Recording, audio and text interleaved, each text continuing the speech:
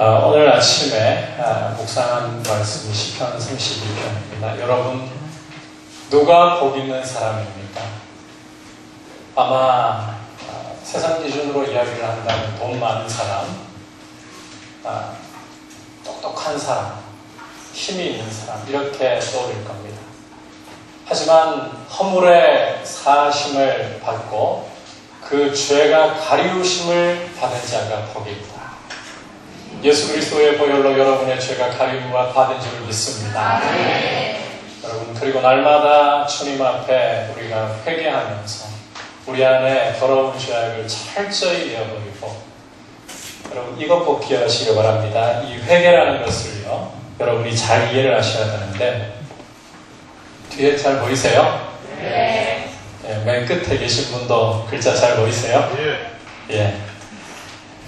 보통 우리가 회개를 했기 때문에 용서받는다라고 이야기를 하죠. 틀린 말 아니에요. 하지만 보다 정확하게 이야기하면 우리가 용서를 받았기 때문에 사실은 회개가 열리는 거예요.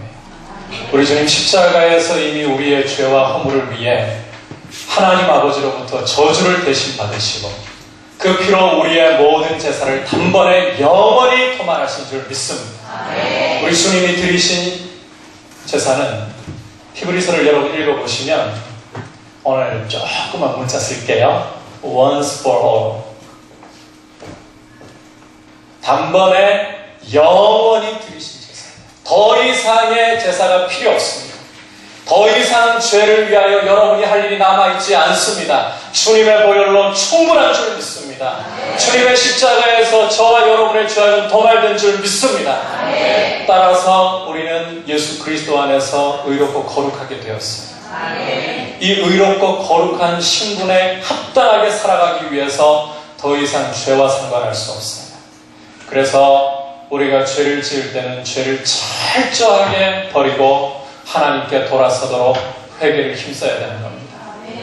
그럴 때에 주님의 용서가 우리 속에 못 받아서가 아니라 이미 와서 기다리고 있는 그 용서가 회개를 통해서 우리 영혼에 흘러들어오고 우리의 영혼이 자유와 기쁨이 충만한 줄 믿습니다. 이 기쁨이 여러분 안에 충만하시기를 축복합니다. 오늘 주신 하나님 말씀은 요한계시록 13장입니다. 우리 다같이 요한계시록 13장 전장 조금 길지만 함께 읽도록 하겠습니다.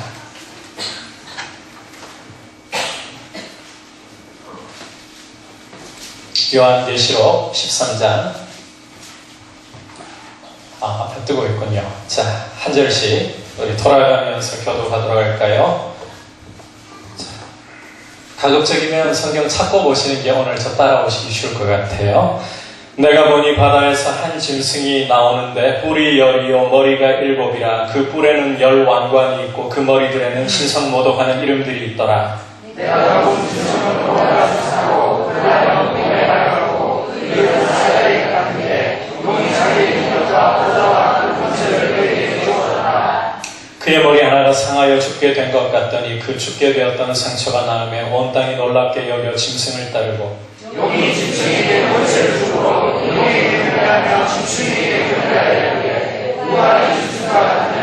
누가 능히 너하고 싸우려 하라. 또 짐승이 과장되고 신성모독을 말하는 입을 받고 또 42달 동안 일할 권세를 받으리라. 짐승이 열려라 하나님을 향하여 올라가되 그의 이름과 그의 장하고 다른 사람들을 일어나라. 또 권세를 받아 성도들과 싸워 이기게 되고 각 족속과 백성과 방언과 나라를 다스리는 권세를 받으니 주님을 따라 땅의 생명체의 장세의 영웅을 이끌고 이 땅에 사는 자마다 그 짐승에게 경배하라. 누구든지 귀가 있거든 들을지어다.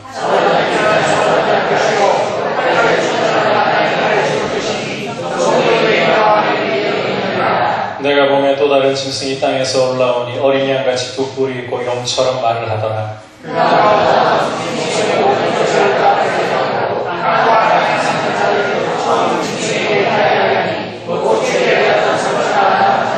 큰 이적을 행하되 심지어 사람들 앞에서 불이 하늘로부터 땅에 내려오게 하고 짐승 앞에서 이적을 행하고 땅에 나온 자들을 이용하며 땅에 나온 자들에게 이르기를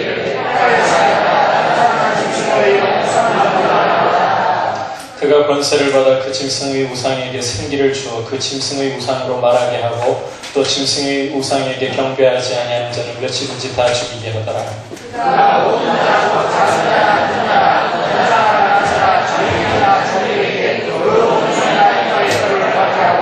누구든지 이 표를 가진 자 외에는 매매를 못하게 하니 이 표는 곧 짐승의 이름이나 그 이름의 수라. 지혜가 있으니 청명한 자는 그 짐승의 수를 세어라. 그것은 사람의 수니 그 수는 666이니라. 아멘. 제가 오늘 말씀 전하러 오면서 한편으로는 속으로 이런 후회가 좀 돼요. 왜 이렇게 어려운 본문을 택했을까? 요한계시록은 사실 쉬운 책이 아닙니다.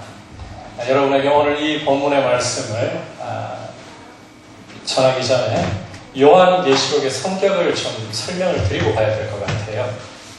우리가 요한계시록 그럴 때 막연히 어떤 분들은 이 책은 읽어서는 해석해서는 안 될 아주 두려운 책처럼 그렇게 느끼고 있는 분도 종종 볼 때가 있습니다. 하지만 이 요한계시록이라는 것은 알고 보면 굉장한 위로의 책입니다. 용기를 주는 책입니다. 이 요한계시록에는 읽는 방법이 있어요.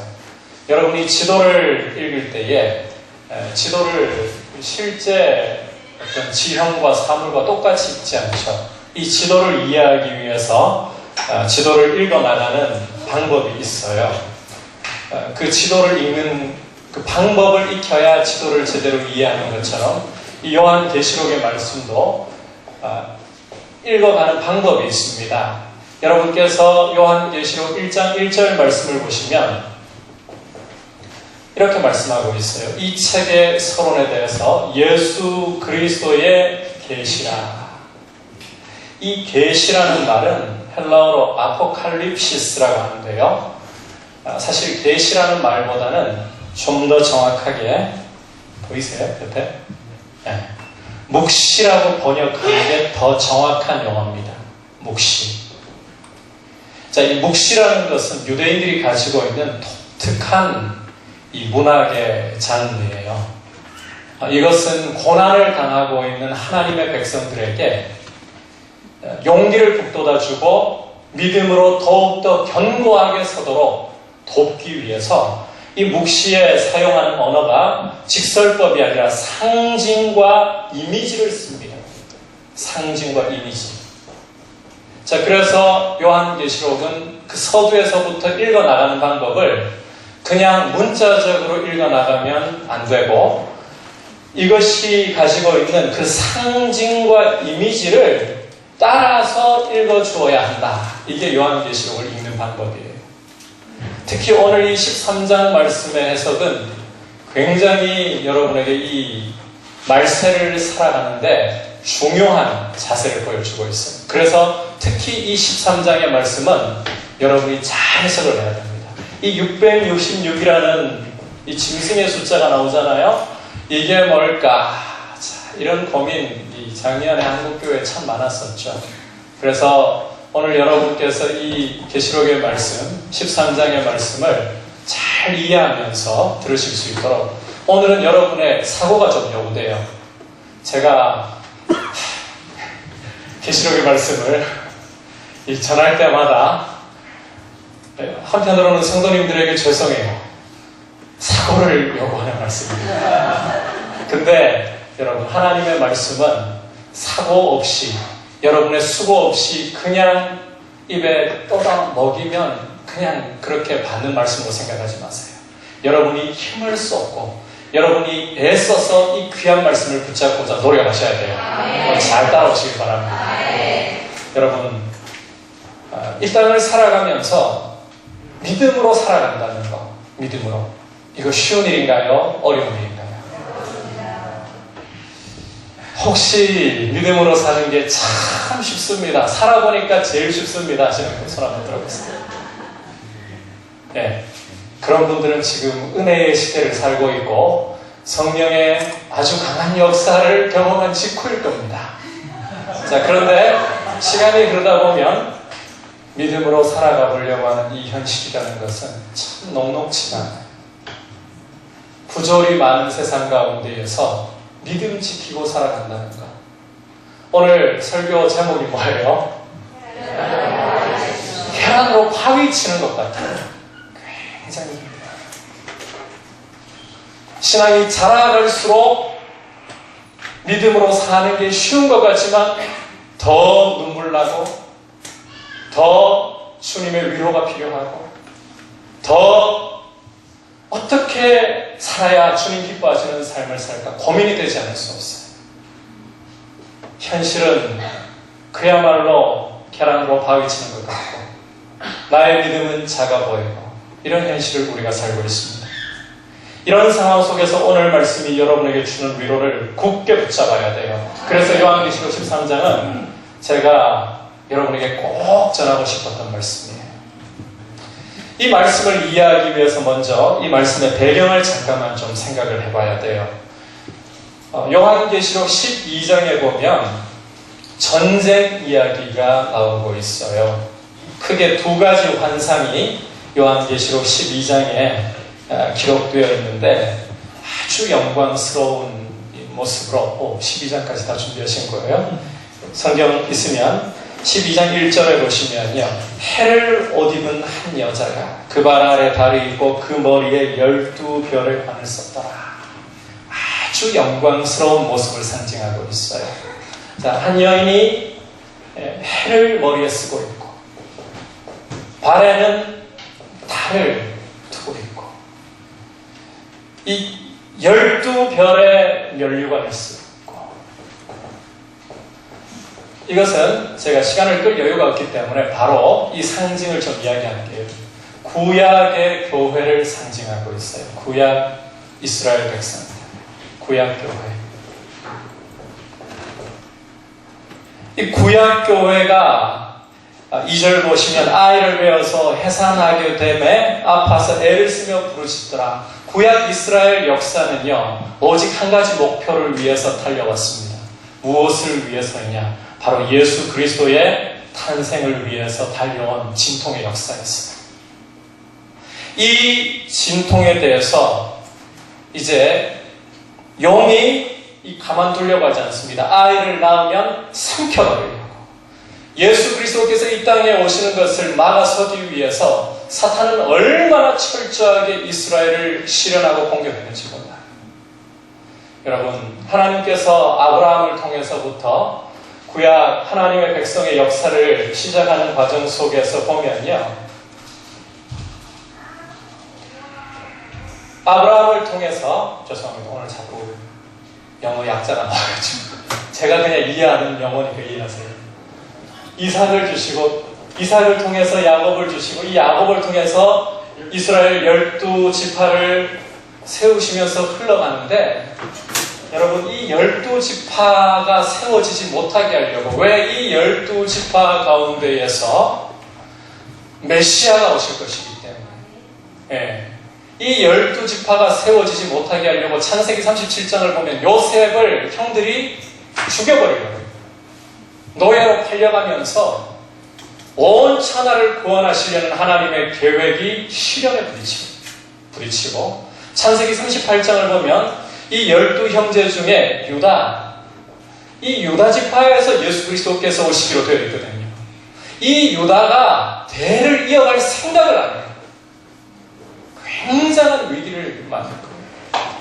사탄이 아예 요셉을 통해 천하를 구원하시려는 계획을 끊어버리려고 하고 유다가 자기 아들들, 첫 아들 에레가 악해서 하나님이 죽이셨는데 집에 며느리 하나 잘못 굴러 들어와서 애를 죽고 오난도 왜 하나님이 죽이셨는가 하면요 이스라엘에게 주신 두 가지 축복 중에 하나가 땅이고 하나는 자손이에요. 하나님의 백성을 이루기 위해서 자손 이어가야 돼요. 근데 이 오난이 자기 형수에게 들어가서 첫 아들 낳게 되면 그거 형의 아들 되거든요. 자기 아들 안 되니까 자꾸 딴짓을 하는 거예요. 하나님이 그 동기가 악해서 죽이셨어요. 근데 유다가 이제 셀라, 셋째를 다말한테 주면 이 재수 없는 여자 때문에 또 내 아들 죽을까? 대를 이을 생각을 안 해요. 지파 하나가 예수 그리스도께서 오실 지파 하나가 끊길 위험해요. 근데 다말이 창녀로 위장을 하고 그 시아버지와 도덕적으로 생각하면 이해 안 되는 짓이에요. 그죠? 하지만 그 아버지와의 관계 속에서 하나님은 이 여인의 그 동기를 보고 계시는 거예요. 대를 이어가야 된다. 하나님의 축복을 이어가야 된다. 그래서 하나님께서 이스라엘 12지파를 만들어 가시는 과정이 흘러갑니다. 근데 이렇게 12지파를 만들어서 출애굽시켜서 건져 놓으셨는데, 여러분, 이스라엘이 가나안 땅에, 좀 중간 생략할게요. 가나안 땅에 들어가서 하나님의 말씀대로 거룩하게 살아갑니까? 아니요, 바알과 아세라를 따르고 온갖 우상들을 따르면서 죄에 빠져서 결국은 어떤 신세로까지 가죠? 어떤 신세로까지? 바벨론의 포로로 끌려가 버리고 마는 거예요. 나라가 망해서. 자, 그런데 이 사이에 하나님께서 다윗에게 주신 기가 막힌 약속이 있어요. 다윗에게 어떤 약속을 주셨는가 하면 사무엘하 7장에 보면 소위 우리가 이 다윗 언약이라고 부르는 약속이에요.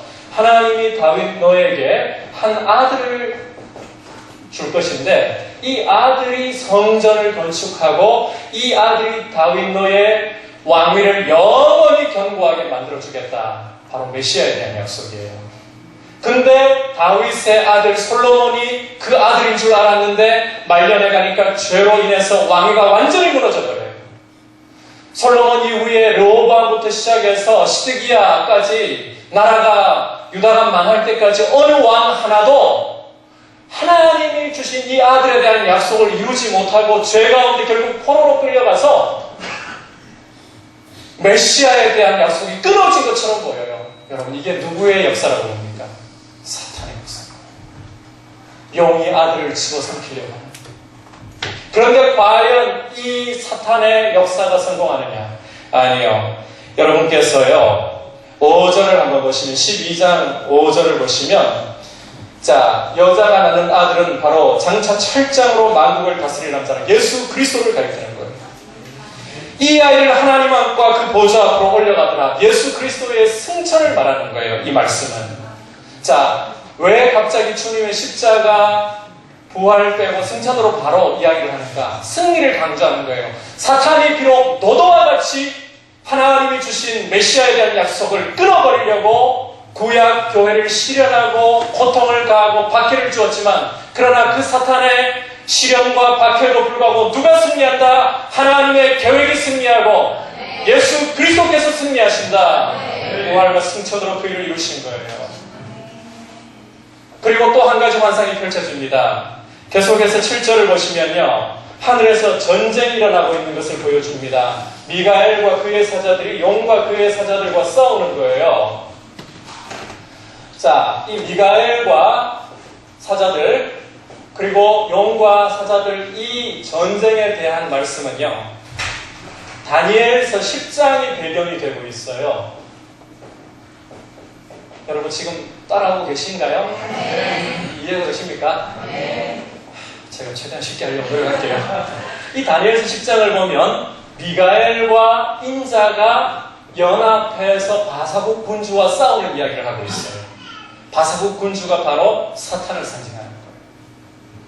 자, 그런데 다니엘서 10장에서는 미가엘과 인자가 연합해서 싸우는 이야기를 하는데, 오늘 계시록 12장에 보면 누구 이야기만 나와 있죠? 인자 이야기는 빠져 있고, 하늘에서 누가? 네, 하늘에서 미가엘과 이 영이, 사탄이 싸우는 이야기를 하고 있어요. 자, 이 싸움에서 누가 승리합니까? 당연히 미가엘의 승리예요. 그러면 인자는, 다니엘 10장에서 이야기했던 인자는 땅에서의 싸움을 안 보여주는 거예요. 단지 그것뿐이에요. 땅에서는 인자가 싸움을 벌리고 있어요. 이것은 하늘에서 이루어지는 승리를 보여주는 거고, 땅에서는 우리 주님이 십자가에 달려서 사탄의 정수리를 박살내버리는 사건이 일어나고 있는 거예요. 우리 주님의 십자가로서 사탄의 정수리는 박살이 나버렸고, 왜? 사탄이 무엇을 가지고 권세를 부립니까? 죄를 가지고 권세를 부립니다. 그런데 우리 주님이 십자가에서 우리의 죄와 허물을 지시고 그 보배 피를 흘려서 우리의 죄를 도말하시고 사탄의 정수리를 박살내버리셨습니다. 승리를 얻으신 거예요. 이렇게 패배하고 난 후에 영은, 이 사탄은 분노를 이기지 못합니다. 어떻게 해야 이 한을 풀 수 있을까? 그래서 여인의 자손, 바로 교회를 가리켜요. 오늘 우리 믿음으로 살아가고 있는 성도들을 가리켜요. 그래서 12장 7절 보시면요, 여자의 남은 자손 곧 하나님의 계명을 지키고 예수의 증거를 가진 자들과 더불어 싸우려고 바다 모래 위에 서 있더라. 교회와의 대대적인 영적 전쟁을 벌리고자 서 있는 모습을 보여주고 있습니다. 이것이 오늘 말씀의 배경이 되고 있어요. 분노한 마귀가 교회를 어떻게 치고 삼키려고 합니다. 자, 이 말씀 속에서 우리가 먼저 봐야 될 것이 있어요. 오늘 13장에서 이 분노한 용과 사탄과 연합하는 세력들을 보여줍니다. 짐승들인데요. 하나는 바다에서 올라오는 짐승이고, 그리고 또 하나는 땅에서 올라오는 짐승이에요. 요한계시록에서 바다나 땅은 사탄에게 속해 있는 영역이라고 보시면 됩니다. 하늘 그러면 하나님께 속해 있는 영역이고요. 바다나 땅은 사탄이 활동하고 있는 영역입니다. 그래서 이 두 짐승이 사탄적인 세력이구나, 마귀적인 세력이구나 하는 것을 알 수가 있어요. 자, 그렇다면 이제 이 바다 짐승은 무엇을 가리키고 땅 짐승은 무엇을 가리키는가? 첫 번째로 이거부터 좀 보도록 할게요. 자, 먼저 1절, 2절, 13장 1절, 2절 우리 다 같이 한번 읽어볼까요? 내가 보니 바다에서 한 짐승이 나오는데 뿔이 10이요 머리가 7이라. 그 뿔에는 10왕관이 있고 그 머리들에는 신성 모독하는 이름들이 있더라. 내가 본 짐승은 표범과 비슷하고 그 발은 곰의 발 같고 큰 권세를 그에게 주었더라. 자, 요한이 환상 가운데서 한 짐승을 보고 있어요. 자, 그런데 이 짐승이 어디에서 올라오고 있느냐? 바로 바다에서 올라오고 있는 거죠. 자, 이 바다에서 올라오는 짐승, 이것은요, 배경이 있어요. 여러분이 다니엘서 7장을 보시면, 다니엘서가 요한계시록에서 하는데 굉장히 중요한 해석의 가이드라인이에요. 7장에 보시면 3절에 바다로부터 네 짐승이 올라옵니다. 자, 이 다니엘서 7장에서 나타나는 네 짐승을 합쳐놓은 이미지가 오늘 이 바다에서 올라오고 있는 짐승과 거의 흡사해요. 그 네 짐승 중에서도 네 번째 짐승이 제일 이 바다 짐승과 흡사하거든요. 자, 그런데 유대인들의, 여러분 요한계시록에서 갈 때 유대인들의 사고를 많이 이해해야 돼요. 이 당시에 유대인들은 다니엘서 이 7장 3절을 이해할 때 바다에서 올라오는 이 네 마리 짐승 중에 그 넷째 짐승, 오늘 말씀의 짐승과 제일 흡사한 이 짐승을 무엇로 해석하느냐? 로마 제국으로 해석했어요. 로마 제국으로. 또는 이 로마 제국을 다스리고 있는 황제들로 해석을 했어요. 로마의 황제. 요한계시록은요, 여러분 먼저 유대인들의 사고를 배제하면 안 돼요. 요한도 유대인으로서 이와 같은 사고를 공유하고 독자들이 알아들을 수 있는 이미지를 사용하고 있는 거예요. 자, 그러니까 이 바다에서 올라온 짐승은 로마 제국 내지는 더 우리가 가깝게 다가가자면 로마 제국을 다스리는 황제. 자, 바다에서 올라온 짐승이 무엇을 가리킨다고요? 로마 제국을 다스리는 황제를 가리키고 있어요. 한마디로 악한 세상의 권력과 힘을 상징하거든요. 악한 세상 권력과 힘. 오늘 이 바다 짐승. 자, 그런데 왜 하필 세상의 권력과 힘을 다른 것도 아닌 짐승에 비유하거든요. 짐승. 그 이유가 2절 끝부분에 나타나 있어요. 2절 끝부분 다시 돌아가서 보시면요. 영이 자기의 능력과 보좌와 큰 권세를 그에게 주었더라. 자, 이 황제들의 배후에서 일하고 역사하고 있는 자가 누구라고 말씀하고 있어요? 영이다. 바로 사탄이라는 거죠. 네, 마귀라는 거예요. 자, 마귀가 배후에 있어서 장악하고 있는 힘과 권력은 아무리 강하고 아무리 거대하다 한들 무엇에 불과하다? 짐승에 불과하다는 것입니다. 여러분, 우리가 살고 있는 이 세상에는 지금 누가 지배를 하고 현실적으로 누가 이 세상을 흔들어 놓고 있습니까? 저 공중권세 잡은 자 마귀가 그렇게 이 세상을 지배하고 흔들어 놓고 있어요. 따라서 이 세상 권력이 아무리 크다 해봤자 마귀의 사주를 받고 마귀에 의해서 영향을 받는다? 그러면 그것은 무엇에 불과하다? 짐승에 불과하다. 여러분, 하나님께 속해 있지 않는 힘은 그 힘의 실체가 무엇에 불과하다고요? 짐승에 불과하다. 주님 안에서 힘을 발견하시기를 바랍니다. 주님 떠나서 여러분 힘을 잡으려고 하지 마세요. 그것은 짐승처럼 무지하고 짐승처럼 악한 힘이 될 뿐입니다. 오직 하나님을 여러분의 힘으로 삼고 반석으로 삼을 수 있기를 축복합니다. 자, 이제 계속해서 이 짐승에 대해서 보다 상세하게 묘사하는 걸 좀 보도록 하죠. 3절, 4절. 죄송한데 저 위에 좀 덮어도 되겠어요? 네. 혹시 시험에 드실 분?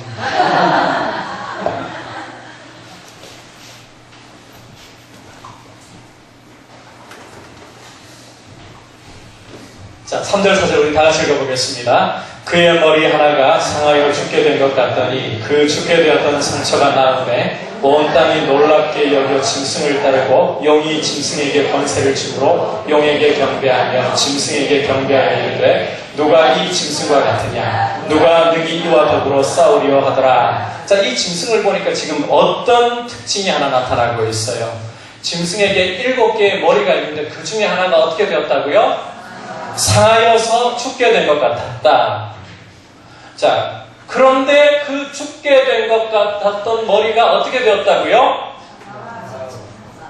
자, 나았다라고 말씀하고 있어요. 이 일곱 머리 중에 하나가 죽게 된 것 같았다가 상하여 죽게 된 것 같았다가 나았대요. 무슨 이야기를 하려고 하는 거죠? 자, 이 부분은 조금 어려운 이야기니까 여러분 귀를 좀 세우세요. 이 당시 이 민간의 어떤 전설이 로마 제국 전역에 퍼져 있었는가 하면요. 네로 황제, 여러분 잘 아시죠? 로마의 가장 악한 황제, 악의 화신이라고 불렸던 황제. 이 네로가 우리가 역사적으로 알기는 로마를 강화하고 난 후에 결국 비참하게 자결하는 걸로 인생을 마감을 버리잖아요. 근데 로마 제국 안에는 어떤 소문이 퍼져 있었는가 하면 그냥 하나의 전설이에요. 이 네로 황제가 로마 제국이 보면 이 티그리스 유프라테스 강 메소포타미아 지역에 오늘 아랍, 이란 이라크 지역에 보면 티그리스 유프라테스 강이 있잖아요.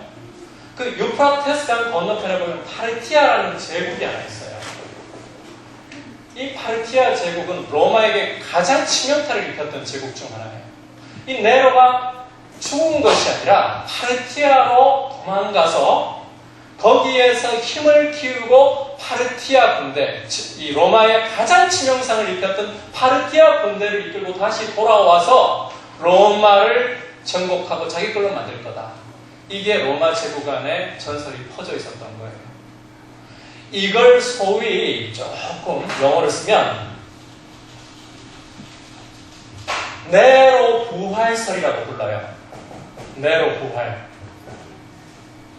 이게 민간에 퍼져 있었어요. 사실이 아니에요. 그냥 사람들 사이에 퍼져 있던 이야기예요. 요한도 실제로 네로가 죽은 줄 알았던 네로가 이렇게 파르티아로 갔다가 군대를 이끌고 다시 돌아온다. 이 이야기를 하려고 하는 거 아니에요. 자, 민간에 퍼져 있는 이 네로에 대한 이야기를 하면서 자, 이 네로야말로 황제들 중에 어떤 황제냐? 제일 악한 황제예요. 악의 화신이에요. 그런데 자, 교회를 잔혹하게 핍박하는 황제는 무엇과 같다라고 이야기하려고 하는가 하면 이 악의 화신 네로나 다를 바 없다. 그 이야기 하려고 하는 거예요. 그래서 이 바다 짐승은 무엇을 가리키느냐?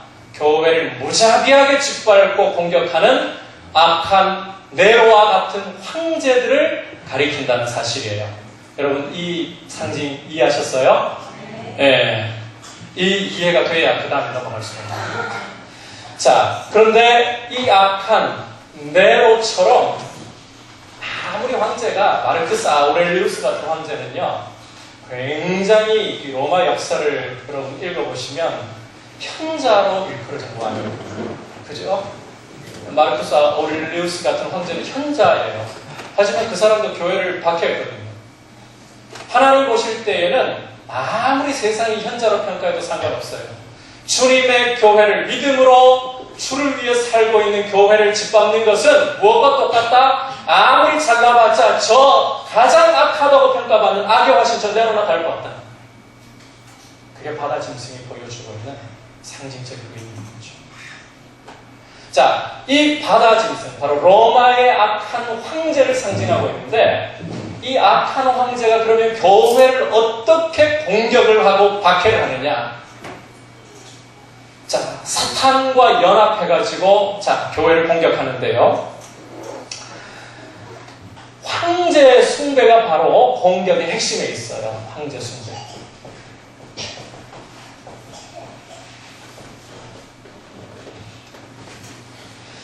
자, 용이 짐승에게 이 권세를 줬기 때문에 사람들이 짐승에게 경배한다고 오늘 말씀에 이야기하고 있죠.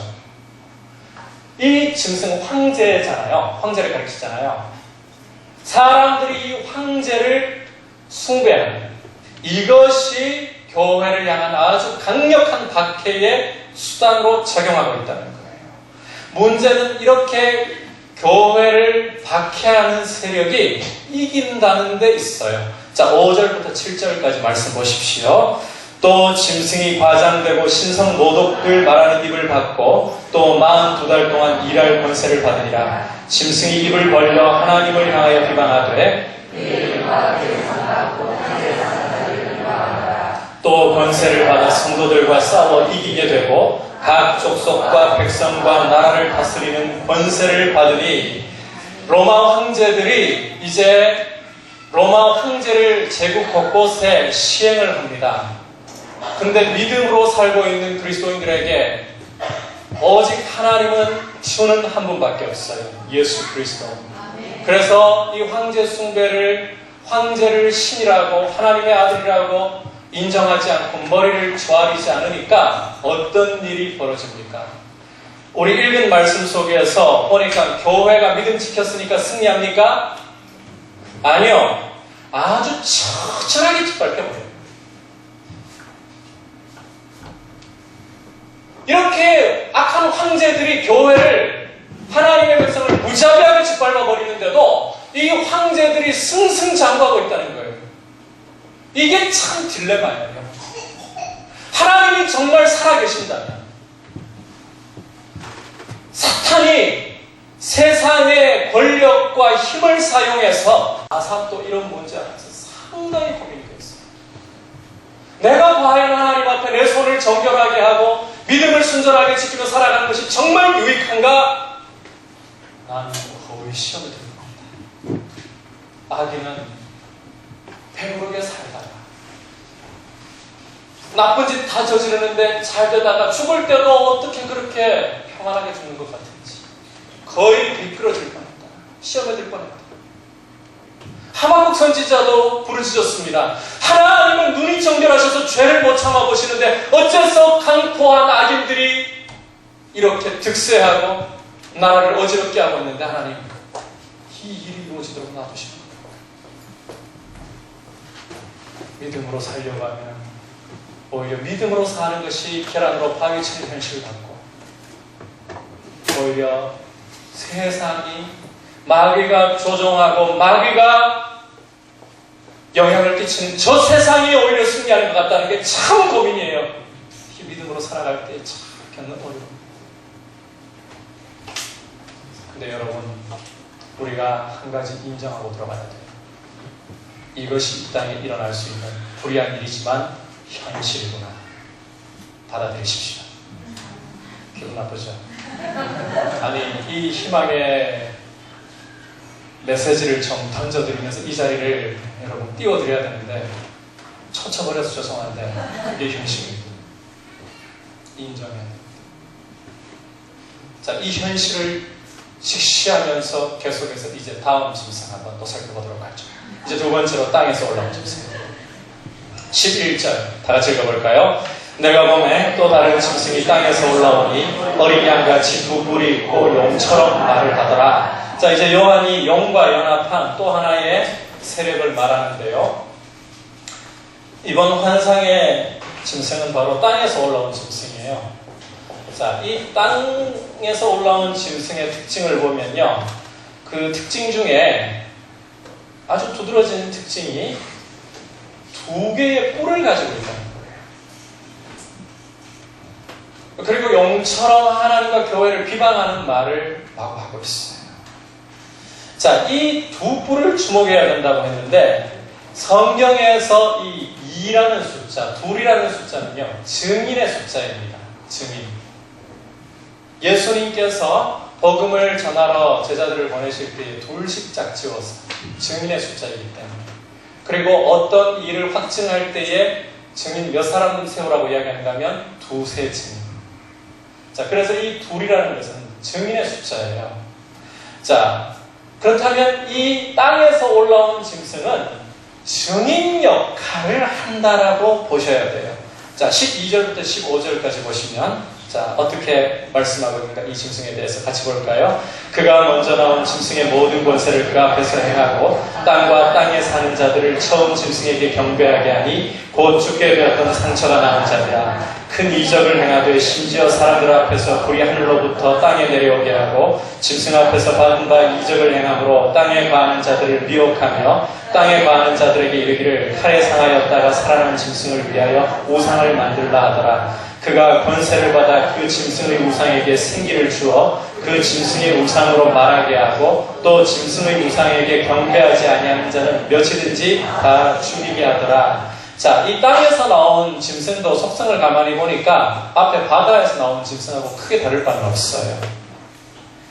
앞에 나온 짐승의 모든 권세를 향하기 때문입니다. 자, 그런데 하나 차이점이 있다면 이 땅 짐승이 자, 이 둘이라는 숫자를 통해서 보여주듯이 실제적으로 그 활동에서 보여주듯이 이 짐승의 역할은 바다에서 올라왔던 짐승, 이 짐승을 증거하고 높이도록 하기 위한 역할입니다.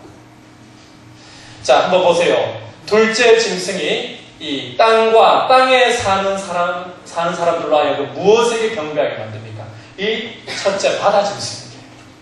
게다가 이 첫째 짐승의 우상을 만들고는 사람들이 그 앞에 절하게 만들어요. 절하지 않으면 다 죽여요. 게다가 자, 이 바다 짐승에게 사람들이 경배하도록 만들기 위해서 어떻게 하고 있습니까? 표적과 기사를 하는 거예요. 하늘에서 엘리야처럼 불이 내려오게 만들고 만들었던 이 우상, 이 짐승의 우상에게 생기를 불어넣어가지고 말을 하게 만들고 참 놀랍습니다. 게다가 이 둘째 짐승은 사람들에게 표까지 받게 만들어요. 16절, 17절 보십시오. 그가 모든 자, 곧 작은 자나 큰 자나 부자나 가난한 자나 자유인이나 종들에게 그 오른손이나 이마에 표를 받게 하고 누구든지 이 표를 가진 자 외에는 매매를 못하게 하니 이 표는 곧 짐승의 이름이나 그 이름의 수라. 지혜가 여기 있으니 총명한 자는 그 짐승의 수를 세어보라. 그것은 사람의 수니 그의 수는 666이니라. 자, 짐승이 이 땅 짐승이 사람들로 하여금 이 바다 짐승에게 영광을 돌리고 경배하게 만들 뿐만 아니라 사람들에게 표를 받게 만들어요. 666이라는 표를. 이 표를 가지고 있는 자 외에는 무엇을 못한다고요? 매매를 할 수가 없어요. 자, 작년에 바로 이 부분에 대한 해석 때문에 한국교회가 많이 시끄러웠습니다.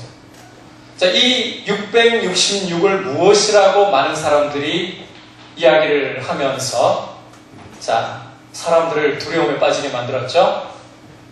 샌더스라는 사람이 개발한 베리칩.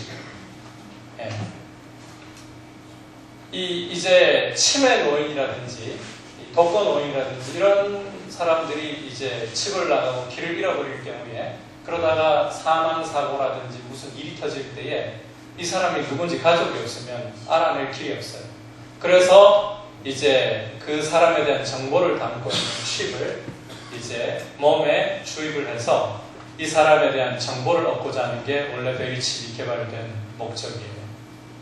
이 666이 그 베리칩이 아니냐. 자, 그 이야기를 하는 사람들의 경우에 근거를 무엇으로 이야기하는가 하면, 베리칩을 주입하는 부위가 오늘 말씀에서 보여주는 것처럼 이마나 손에 한다는 것 때문이라고 이야기하고 있어요. 그 외에도 몇 가지 근거들이 또 더 있어요.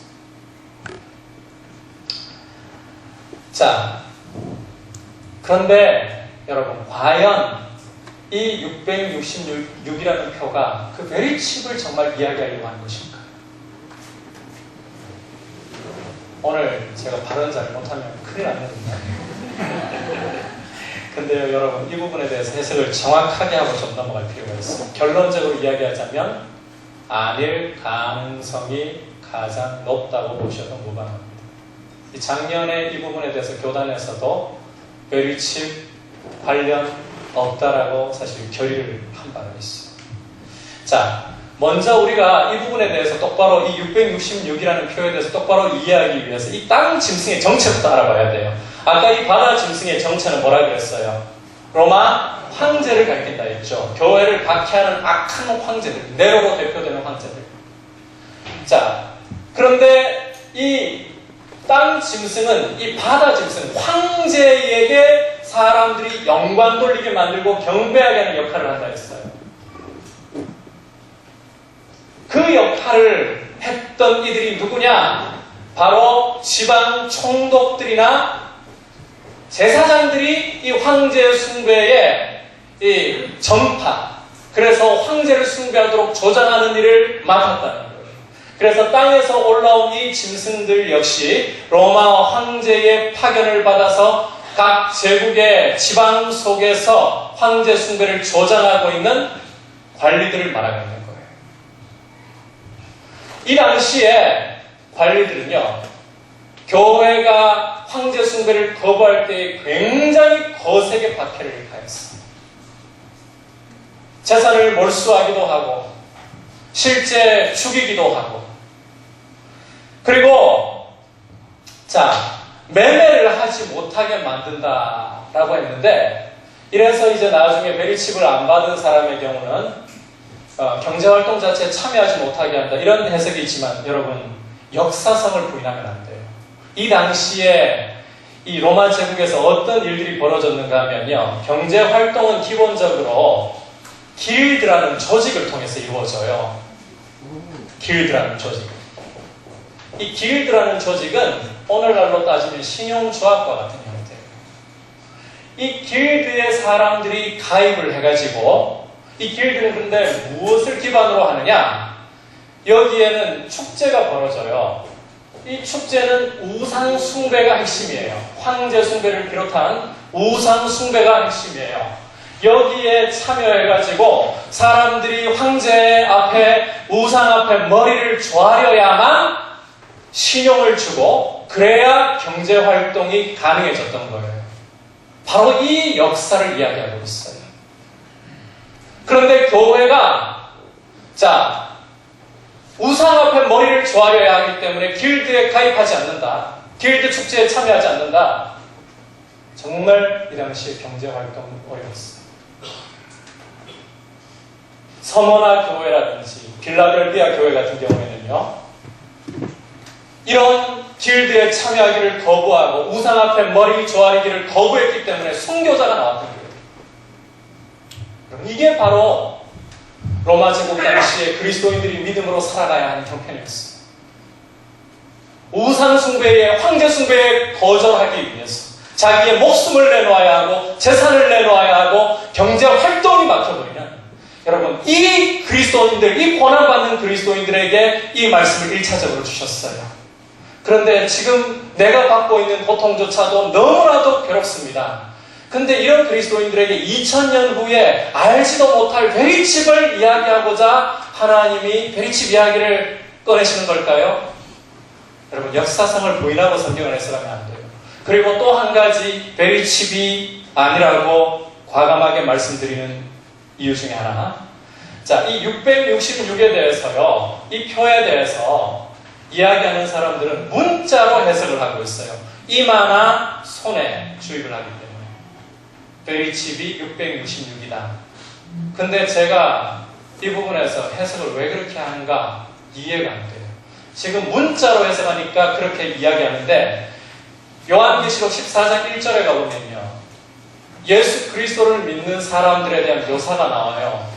그런데 이 예수님을 믿고 성령님을 그 안에 모시고 있는 사람들은 그 이마에 무슨 표를 받았다 그래요? 14장 1절 가보니까 어린 양과 하나님의 이름을 그 이마에 새겨놓았잖아요. 자, 그런데 이 해석에 대해서는 영적으로 해석을 해요. 자, 우리 믿는 사람 이마를 한번 보세요. 하나님의 이름을 새겼고 예수 그리스도 이름을 새겼는데 보이십니까 지금? 지금 여러분 이마를 아무리 봐도 안 보여요. 그럼 여러분 다 표를 안 받은 거예요? 어린 양의 표를? 아니잖아요. 마음속에 있잖아요. 왜 이 부분에서는 영적으로 해석을 하고 왜 짐승의 표에 대해서는 문자로 해석을 하느냐는 거예요. 그래서 베리칩이 맞다라고 해석할 근거가 없어지는 거예요. 이 베리칩을 주장하는 사람들의 주장이 참 곤란한 것은요, 두려움에 빠지게 만들어요. 여러분들이 일상적이고 지극히 정상적인 삶의 자리에서 믿음으로 살아가는 것을 내팽개치고 오로지 주님 오실 것 이것만 내다보면서 다 던져버리게 만드는 그런 두려움에 빠지게 만들어요. 그럼 그 잘못된 해석이에요. 요한계시록이 똑바로 해석되면요, 복음서 해석하듯이 해석되어야 돼요. 여러분에게 소망이 일어나야 돼요. 이번에 세월호 침몰을 할 때 이 선장한 사람 역할이 얼마나 중요한가 여러분 보셨죠? 이 선장한 사람이 1시간가량의 충분한 여유가 있었잖아요. 안내방송 똑바로 해주었더라면 상황 판단 똑바로 하고, 우리가 그 자리에 있어서도 못했을지도 모르지만, 하지만 이 이야기를 한번 하고 갈게요. 안내방송 한번 똑바로 했더라면 상황 똑바로 해석하고 많은 사람이 살았을 거예요. 근데요, 이것은 우리 목회자들도 마찬가지입니다. 하나님 말씀을 똑바로 해석해가지고 알려주지 않으면 교회 다 죽어요. 여러분, 목회자가 성경을 해석하는 게 정말 중요한 거지. 해석 똑바로 하지 않고 제대로 말씀 안 가르쳐 놓으면요, 교회 다 죽여요. 여러분의 목사님을 위해서 늘 기도하시길 바랍니다. 네. 목사님이 하나님의 말씀 앞에서 겸손하게 머물러서 말씀대로 설교할 수 있도록 기도해 주시기 바랍니다. 네. 저의 다짐 기도예요. 이번 세월호를 보면서 내가 똑바로 하나님 말씀대로 앉아면 교회 다 죽이는 것이고, 교회가 죽으면요, 세상이 죽어요. 교회는 세상을 향해서 복음으로, 복음만 살 길이라고, 예수 그리스도만 살 길이라고 바르게 안내 방송해줘야 돼요. 네, 죽어요. 그래서 말씀을 바르게 알고자 노력해야 되는 거예요. 자, 그러면 이제 이 두 짐승들과 이 용의 결탁을 통해서 도대체 뭘 오늘 보여주려고 이 말씀을 이렇게 어렵게, 솔직히 오고 오는 세대를 위한 하나님 말씀이잖아요. 유대인들은 쉬운데 이 당시 로마 제국에 살던 사람들은 충분히 이해할 수 있는 상징이고 이미지인데 우리 2000년 지나고 나면 솔직히 너무 어렵거든요. 왜 이런 말씀을 주셨을까요? 두 가지 중요한 목적이 있습니다. 첫 번째는요, 이 사탄이라는 세력이 얼마나 강력한가. 여러분, 신앙생활하면서 사탄이 얼마나 교묘하고 강력하고 악랄한가를 분명히 직시하면서 말씀을 통해서 인식하면서 살아야 합니다. 우리가 살고 있는 이 세상은 사람들만 살고 있는 것이 아닙니다. 눈에 보이지 않는 영적인 세력이 있고 믿음으로 살아가려고 할 때 우리의 믿음을 공격하고 있는 저 악한 마귀가 있습니다. 여러분, 먼저 이 용과 첫 번째 바다 짐승의 관계를 한번 보십시오. 어떻게 설명을 했던가요? 이 용이 바다 짐승에게 권세와 능력을 줬잖아요. 그러니까 사람들이 이 바다 짐승에게 경배를 하고 또 용에게 경배를 하죠. 근데 이게 어디선가 굉장히 많이 본 것 같지 않습니까? 바로 하나님 아버지와 예수 그리스도의 관계를 너무나도 모방하고 있어요. 하나님 아버지께서 아들에게 하늘과 땅의 모든 권세를 주셨습니다. 이 땅에 오셔서 예수 그리스도께서 십자가로 높임을 받으시고 아버지의 이름에 영광을 돌리셨습니다. 사탄이요, 그 아버지와 아들의 관계를 얼마나 철저하게 모방하고 있어요. 게다가 아까 이 바다 짐승의 머리 하나가 어떻게 된 것 같았다고요? 상하여 죽게 되었다가 살아나게 되었더라. 아까는 네로 부활설로 이야기했지만 무엇을 닮았습니까? 예수 그리스도의 십자가와 부활을 닮았어요.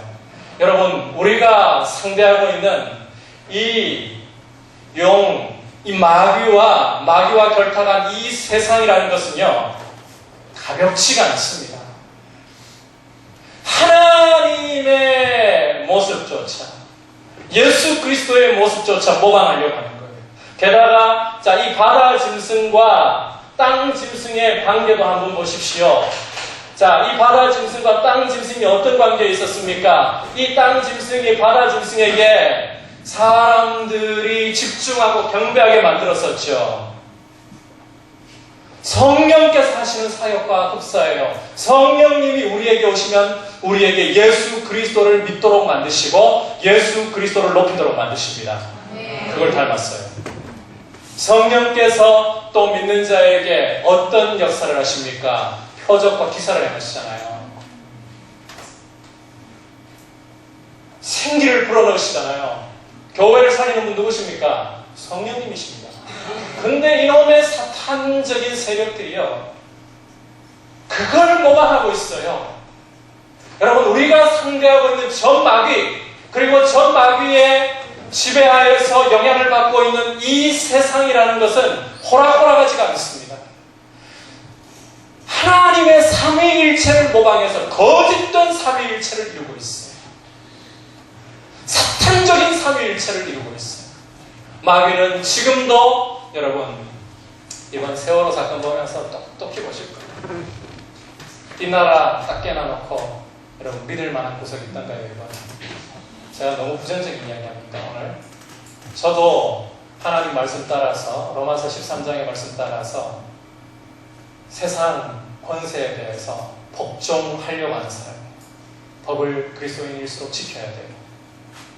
하지만 영적인 실체를 내다보고 바라보면요, 이 마귀가 세상의 정권과 권력을 장악하고서 얼마나 거짓과 부정의 체계를 형성해서 믿음으로 똑바로 살아가려고 제대로 현실 속에 들어가 보면 어떤 일을 겪습니까? 정직하게 살려고 하면 여러분 어떤 일을 겪습니까? 바보라는 소리를 들어요.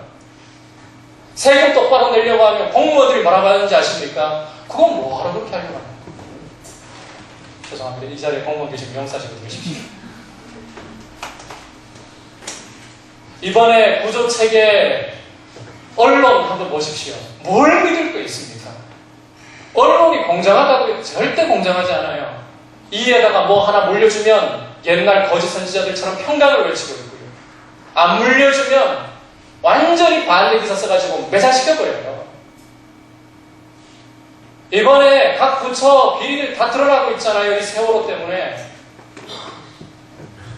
누구 하나 책임지려고 하는 사람도 없고 생명이 더 중요한데, 죄송합니다만은 혹시 유가족과 관련된 분 계실지 몰라서 죄송한 이야기지만, 이쯤 되면 유가족들 사실 눈이 보이지 않는 건 당연하지만 이제는 구조하는 사람들 생명을 생각해야 하지 않겠어요?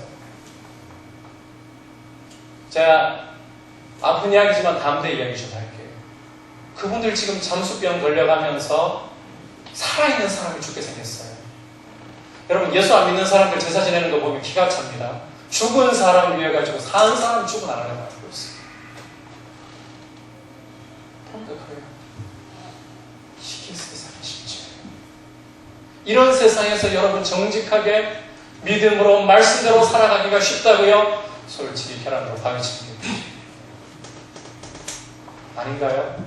오늘 너무 부정적인 이야기 합니까? 솔직해지세요.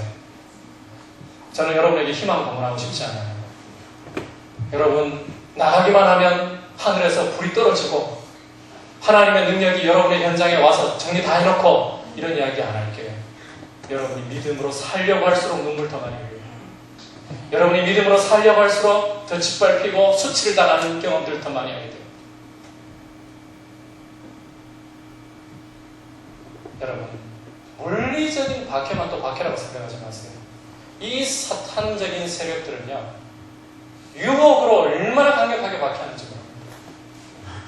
요즘 이 IT 기계가 발달하면서요, 스마트폰 하나만 들고 있으면 우리 아이들 여러분 자녀 안전할 거라고 절대 믿지 마세요.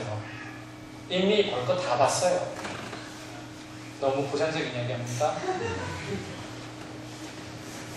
제가 여기 지금 아이들 있나요? 한 번은요, 우리 청소년부 아이들 카톡으로 돌리고 있는 사진 보고 기가 막혔어요. 교사 한 분이 저한테 찾아와가지고 목사님 이거 한번 아셔야 될 것 같습니다. 아이들이 이런 사진을 카톡으로 돌리고 있습니다. 에 대해서 귀 좀 막아주세요. 인물놀이 사진을 사람 목을 따고 가슴을 절개해서 그런 사진을 애들이 돌려서 보고 있습니다. 여러분, 섹스에 빠져있는 아이들, 호르몬 뭐야 이거 꼴 거라고 생각하지 마세요. 그것도 영적인 박해를 요한계시록의 박해는 두 가지로 나타나고 있습니다. 물리적인 박해로 목숨을 걸어야 하는 박해, 또 하나는 믿음을 지키기 위해서 유혹을 거절해야 하는 박해로 요한계시록 17장 가면요, 음녀가 나타나는데 붉은 옷을 입고 온갖 보석으로 치장을 하고 손에 금전을 들고 세상의 모습이에요. 얼마나 화려함으로 세상이 교회를 향해 유혹하고 믿음 버리고 돈에게로 나오라고, 섹스로 나오라고. 여러분, 우리 한국교회 작년 저작년도에 목회자 스캔들 얼마나 많이 일어났습니까? 오늘 너무 현실적인 이야기 합니까? 이게 현실입니다, 여러분. 마귀의 공격이 이렇게 거센 거예요. 눈 똑똑히 뜨고 살아야 합니다. 마귀가 우리 생활 구석구석에서 세상의 힘과 세상의 아름다움과 세상의 온갖 찬란한 것들을 통해서 믿음을 지키려고 하는 여러분과 여러분의 자녀들, 우리 목회자들 얼마나 뒤흔들고 강하게 공격하고 있는가, 여러분 똑똑히 오늘 이 밤에 생각을 하고 가셔야 됩니다. 우리의 적은 만만하지 않습니다. 무서운 적입니다. 제가 우리 성도님들한테 그런 이야기 합니다. 마귀는 효가 없어요. 마귀는 잠도 안 자요. 기분 나빠요. 제가 이 이야기 하려고 하니까. 아니, 도대체 이놈의 적은 잠도 안 자고 휴가도 안 내고, 우리 성도들은 휴가 받아가지고 휴가 받을 때는 말씀 기도 생활도 좀 놔버리고 편하게 살려고 하는데, 이놈의 원수는 쉬지도 않아. 도대체 나는 지키며 산다. 이게 현실입니다. 제가 이제 여기까지 좌절감을 드렸으니까 이제는 제대로 된 이야기 좀 할게요. 오늘 말씀은요, 이런 좌절감을 먼저 던져주고 있습니다. 믿음 지키려고 하면 그런데 너희가 짓밟히고 있지. 하지만 그게 다가 아니라고 오늘 말씀 분명하게 보여주고 있습니다. 여러분, 오늘 말씀 속에서 보면요, 5절과 7절을 보면 우리 눈에는 사실 안 띄어요. 헬라어로 봐야 띄는 건데, 자, 이 바다 짐승과 땅 짐승이 믿음을 지키고 예수 그리스도를 주로 고백하고 살려고 하는 교회를 무자비하게 짓밟고 죽이고 유린하는 모습 보이죠? 그런데 5절 한번 가볼까요? 자, 5절에 우리 다 같이 한번 5절 읽어볼까요? 시작. 또 짐승이 가장되고 신성 모독을 말하는 입을 받고, 잠깐 받고에 동그라미 쳐놓으시고, 또 42달 동안 일할 권세를 받으리라. 받으리라 해도 동그라미 쳐도 좋아요. 7절 넘어가서 같이 볼까요? 또 권세를 받아 동그라미 치고 성도들과 싸워 이기게 되고 각 족속과 백성과 방언과 나라를 다스리는 권세를 받으니 동그라미 치고. 여러분, 이제 두 번째 메시지는 여러분에게 소망의 메시지를 던지고자 합니다. 마귀가 너무나도 강력하게 믿는 자들을 무너뜨리기 위해서 세상의 권력과 힘과 아름다움을 가지고 유혹하고 짓밟고 있다 할지라도, 여러분 5절과 7절을 보니까 그 권세를 어떻게 했다고요? 제 얼굴 보시면 답 안 나오고 뭐라고 했어요? 뭘 동그라미 쳤어요? 받았다. 자, 이 받았다는 동사가 너무너무 중요한 동사입니다. 자, 우선 우리가 표면적으로 보면요, 이 바다 짐승과 땅 짐승이 이 권세를 용에게서 받은 것처럼 해석하기가 쉬워요, 자칫. 그렇죠? 그런데요, 헬라어로 가보면 이 받았다는 말이 신적 수동태로 쓰여 있어요. 이 신적 수동태라는 말은 주체가 하나님이시라는 말이에요. 하나님의 주권적인 행동을 말하고자 하는 표현이에요. 자, 사탄이 교회를 무자비하게 짓밟는다 할지라도 그 권세를 누가 허락하셔야 된다? 하나님이 허락하셔야만 받을 수 있다는 거예요. 아무리 승승장구하는 것 같고 교회를 유혹하는 것 같아도 그 권세 하나님이 허락지 않으시면 받을 수 있다 없다? 절대로 못 받는다는 것입니다. 여러분, 이 세상을 마귀가 지배하는 것 같고 마귀가 교회를 이기는 것 같아 보일지라도 그 위에 누가 통치하고 계신다? 하나님이 통치하고 계신 줄 믿습니다. 보이지 않아도 하나님의 역사는 지금도 그대로 우리의 삶 속에 나타나고 있고 마귀가 하나님의 제어 속에 있는 줄 믿습니다. 여러분, 적이 커 보이기 전에, 적이 너무나도 어려워 보이기 전에 크신 하나님을 바라볼 수 있기를 축복합니다. 오늘 말씀은 바로 이 하나님의 권세를 보여주고자 하는 거예요. 게다가 여러분 또 한 가지 주목해 볼 표현이 있는데요. 자, 다시 5절로 가보면 몇 달 동안 일할 권세를 받았다 그래요. 42달 42개월. 자, 이거 연수로 환산하면 얼마쯤 나올까요? 어느 분이세요? 계산이 빠르셔요? 저는 이 산수가 좀 안 되는 사람이라 가지고 저희 딸내미가 저 닮아가지고 산수가 잘 안 돼요. 5-7 그러면 20 막 이래요. 2학년짜리가. 자, 3년 반. 자, 이 3년 반은요, 자, 해석을 잘해야 됩니다. 우리가 지금 살고 있는 이 시기를 성경적인 용어로 뭐라고 부르느냐 하면요, 예수님의 초림으로부터, 이 땅에 성육신하신 초림으로부터 다시 오실 재림의 때까지 이 기간을 뭐라고 부르는가 하면 말세 또는 종말이라고 불러요. 여러분, 말세 또는 종말이라는 말을 성경에서 하면요, 말세예라고 하면, 마지막 날에 하면 이제 주님 재림을 생각하기 이전에 초림에서 재림까지 전기가 우리가 살고 있는 이 기간을 여러분이 이해하셔야, 똑바로 이해하고 있는 거예요. 이 3년 반은 다니엘서를 보면 성도가 고난받는 기간을 가리켜요. 오늘 말씀에도 그렇잖아요. 고난받고 있는 기간이 몇 달? 42달. 3년 반이라고 해요. 이 3년 반이 가리키고 있는 기간이 언제냐? 바로 이 말씀, 우리가 살고 있는 이 시대예요. 근데 우리의 승리를 말할 때, 예수 그리스도와 우리가 영적으로 연합해서 왕노릇하는 것을 말할 때는 요한계시록에서 1000년을 이야기해요. 1000년. 왜 고난을 이야기할 때는 3년 반이고 통치를 이야기할 때, 성도의 영광의 통치를 이야기할 때는 1000년 이야기하는 걸까요? 이것도 사실은 말세, 이 종말의 기간을 가리키거든요. 이걸 통해서 교회에게 연기를 주려고 하는 거예요. 고난이 커 보이고 믿음 지키려는 것이 계란으로 바위를 치는 것 같을지라도 그것은 3년 반에 불과하지만 끝이 온다는 거예요. 그러나 그리스도와 함께 왕노릇하는 통치는 천년처럼. 고난은 짧고 영광은 길다. 믿음 지키며 사는 것이 그 영광이라는 것입니다. 여러분, 이 믿음으로 굳게 서 있을 수 있기를 축복합니다. 자, 그래서 오늘 말씀에서 마지막으로 도전하고 있는 메시지가 뭐냐? 한번 따라합시다. 인내와 믿음으로 승리합시다. 인내와 믿음으로 승리합시다. 사실 오늘 교회의 모습 너무 무기력해 보입니다. 패배자처럼 짓밟히는 모습으로밖에 보이지 않습니다.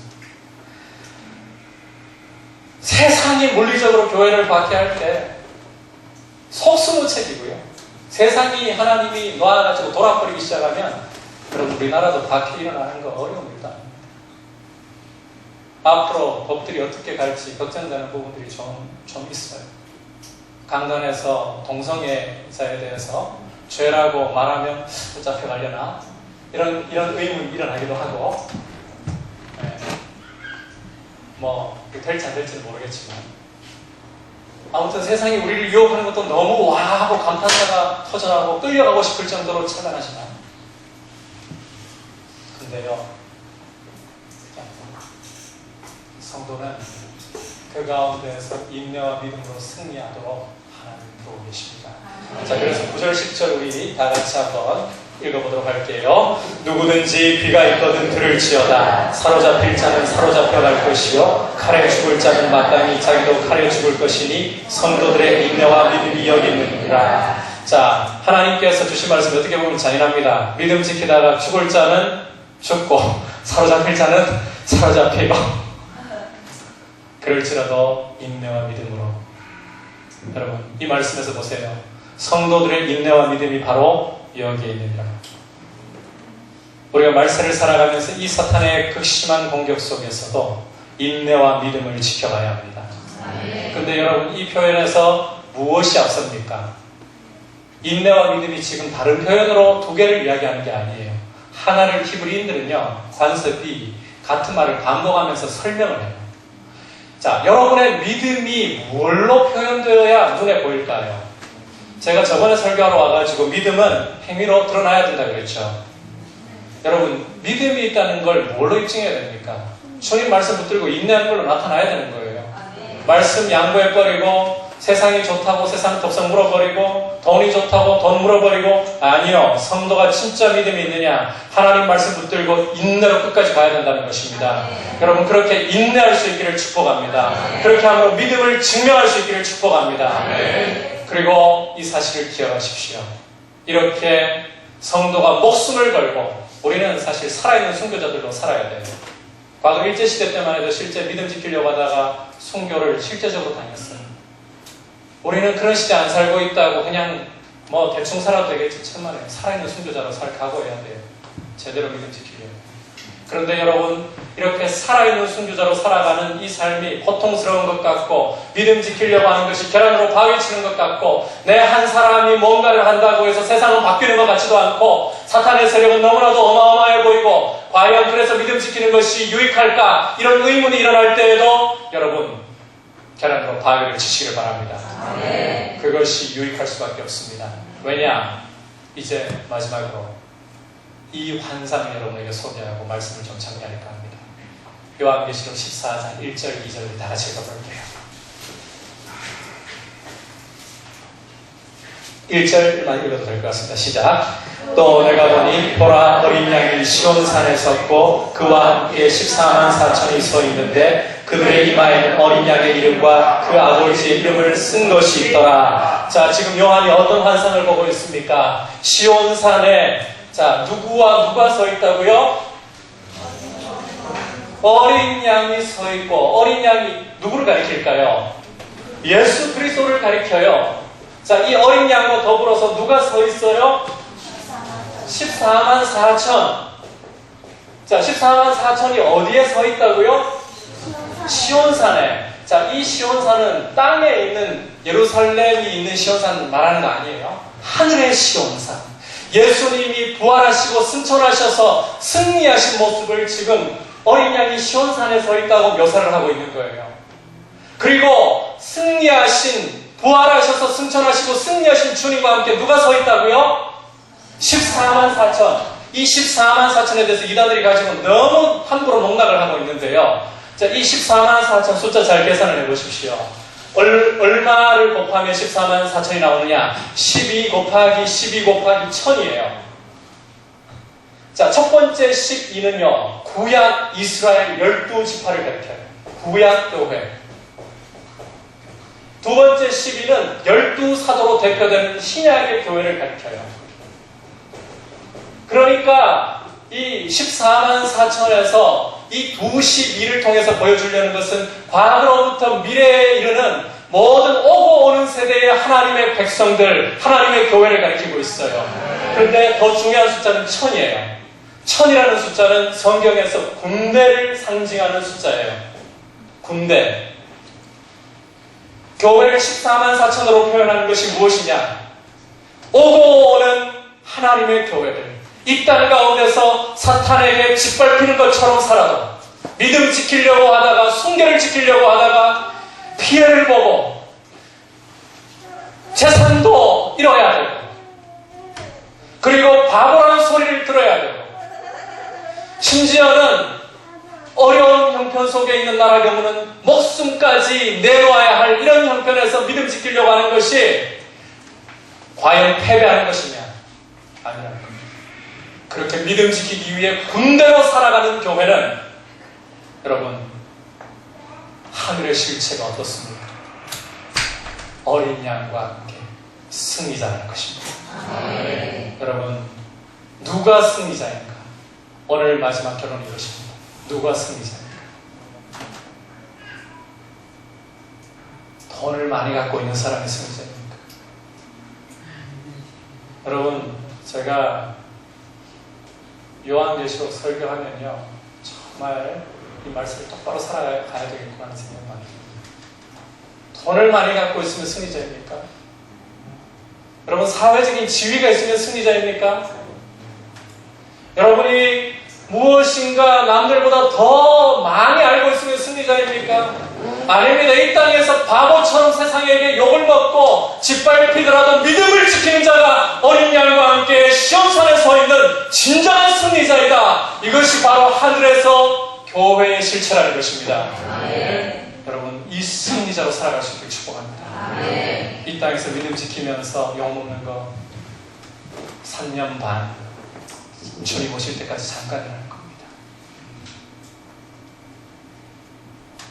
그러나 그렇게 짓밟히면서도 믿음을 지키고 있는 성도가 어린 양과 함께 시험산에 서는 진정한 승리자입니다. 여러분, 그 승리자들이 될 수 있기를 축복합니다. 그래서 여러분이 세상을 향해서 믿음으로 살아가는 게 계란으로 바위 치는 것 같아도 인내로 말씀 붙들고 가십시오. 계란으로 바위 치십시오. 계란이 깨어져도 또 치십시오. 믿음으로 계속해서 도전을 하십시오. 하나밖에 안 되는 내 삶이 무슨 영향이 있습니까? 여러분, 하나라도 하나님 함께 하시는 하나님 다릅니다. 하나님 나라의 역사는 보면 참 겨자씨라고 주목합니다. 포로지에 끌려가고 있는 다니엘, 그 한 사람 뭐가 대단해 보입니까? 하지만 그가 기도할 때 세상의 역사의 수레바퀴를 움직이시는 하나님의 뜻이 펼쳐지고 있습니다. 느헤미야 그 한 사람 뭐 대단합니까? 하지만 이 사람이 기도하기 시작할 때에 하나님이 무너졌던 예루살렘의 성벽을 재건하고 거룩한 공동체의 울타리를 만들어낸 것입니다. 하나님 나라는 크게 시작하지 않습니다.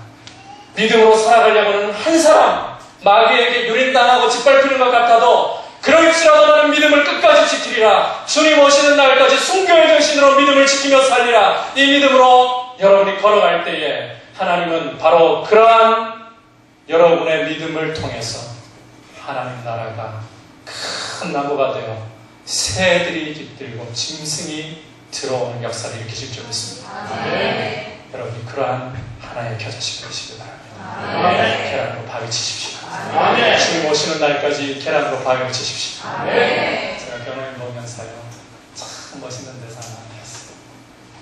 송강호 씨가 송물 변호사라서 국밥집에 그 아들 레미한테, 야, 데모하지 마라. 해봤자 세상이 바뀌냐. 뭐 달라졌니? 그때 그 아들내미 친구라는 애가 이런 이야기. 계란으로 바위 치는 게 소용없다고요? 자, 똑같이 하는지 모르겠어요. 이해하겠어요. 살아있는 계란이 바위 위에 올랐습니다. 와, 멋지네. 그리스도는 그 정신으로 살아야 됩니다.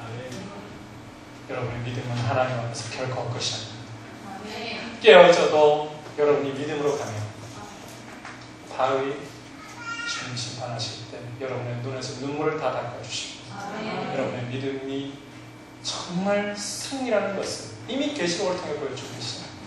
여러분이 믿음으로 행할 때마다 우리 주님 하늘에서 그렇게 말씀하고 계십니다. 너 승리자다. 오늘 여러분들이 믿음의 선택을 한번 하셨습니까? 내 속에 이 직장에서 참 이런 일을 해야 돼? 혹시 우리 자매들 중에 커피 타와 내가 대학 나오고 뭐 이런 심부름 해야 돼? 근데 그거 자존심 꺾고 주님 섬기는 마음으로 제가하겠습니다. 주님은 승리자라고 말씀하십니다. 여러분 믿음으로 살아가는 것이 승리인 줄 믿습니다. 이 영광의 소망 가지고 계란으로 바위를 칠 수 있기를 축복합니다. 기도합시다. 이 시간 같이 기도할 때